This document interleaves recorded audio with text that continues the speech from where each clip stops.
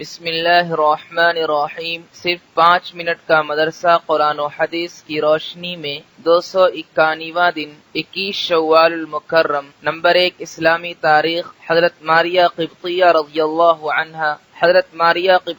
اللہ عنہا حضور صلی اللہ علیہ وسلم کے بیٹے ابراہیم رضی اللہ عنہ کی والدہ ہیں۔ حضور صلی اللہ علیہ وسلم نے حضرت حاطب بن ابی بلتع کے ہاتھ شاہ اسکندریہ مقوقس کے پاس خط بھیجا، جس نے خط کو بوسہ دیا اور حضور صلی اللہ علیہ وسلم کے ایلچی حضرت حاطب رضی اللہ عنہ کا بڑا اکرام کیا۔ واپسی میں حضرت حاطب رضی اللہ عنہ کے ہمراہ دیگر تحفہ کے ساتھ 3 باندیاں بھی روانہ کیا۔ ان 3 باندیوں میں ایک حضرت ماریہ قبطیہ رضی اللہ عنہا اور ان کی بہن سیرین رضی اللہ عنہا تھی۔ حضرت حاطب رضی اللہ عنہ کی کوشش اور دعوت کے نتیجے میں یہ دونوں بہنیں مسلمان ہوئی، بہترین دیندار بنی۔ حضور صلی اللہ علیہ وسلم نے سیرین رضی اللہ عنہا کو حضرت حسان رضی اللہ عنہ کو دیا اور ماریہ قبطیہ رضی اللہ عنہا کو اپنی خدمت میں رکھا۔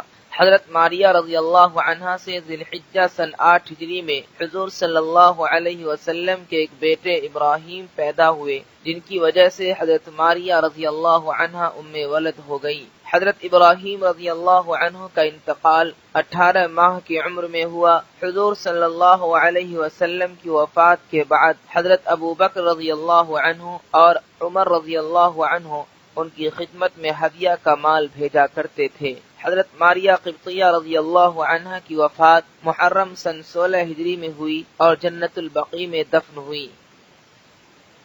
نمبر 2 اللہ کی قدرت۔ اونٹ میں اللہ کی نشانی۔ اللہ تعالی نے اس دنیا میں مختلف قسم کے جانور پیدا کیے، ان میں سے ایک جانور اونٹ ہے۔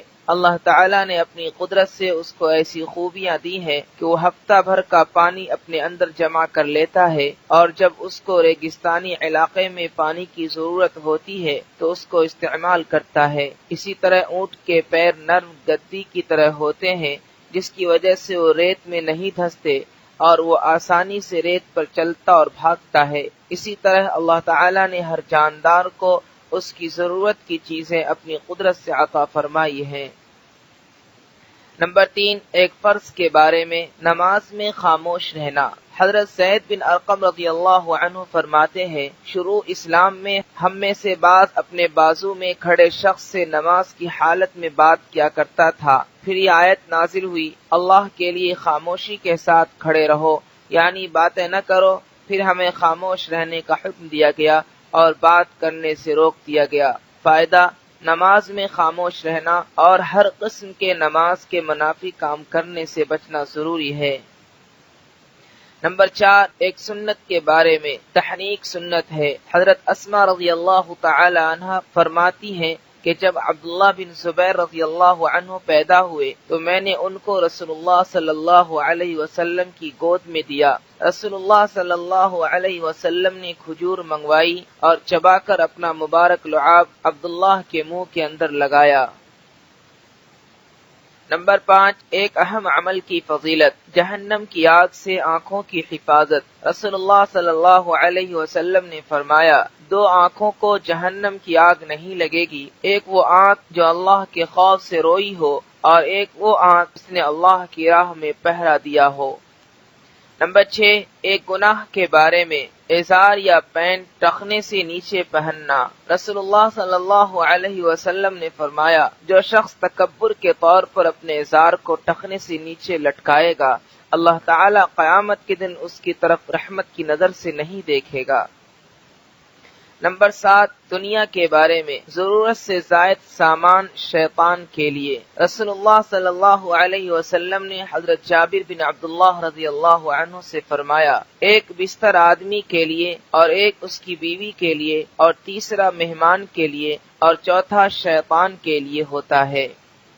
نمبر 8 آخرت کے بارے میں، قیامت کا ہولناک منظر۔ قرآن میں اللہ تعالیٰ فرماتا ہے، قیامت کا منکر پوچھتا ہے کہ قیامت کا دن کب آئے گا، جس دن آنکھیں حیران رہ جائیں گی، چاند بے نور ہو جائے گا، سورج و چاند دونوں بے نور ہو کر ایک حالت پر کر دیے جائیں گے۔ اس دن انسان کہے گا، آج کہیں بھاگنے کی جگہ ہے، جواب ملے گا ہرگز نہیں، آج کہیں پناہ کی جگہ نہیں ہے، اس دن صرف آپ کے رب کے پاس ٹھکانہ ہوگا۔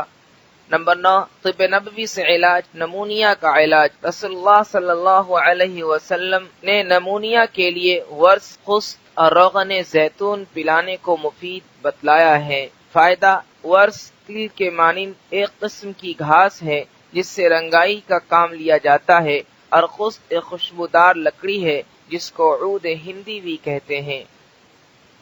نمبر 10، قرآن کی نصیحت۔ قرآن میں اللہ تعالیٰ فرماتا ہے، تم ان لوگوں کی طرح مت ہو جانا جو اپنے گھروں سے اتراتے ہوئے اور لوگوں کو دکھانے کے لیے نکلے۔ وہ لوگوں کو اللہ کے راستے سے روک رہے تھے اور اللہ ان کے تمام کاموں کو اپنے گھیرے میں لیے ہوئے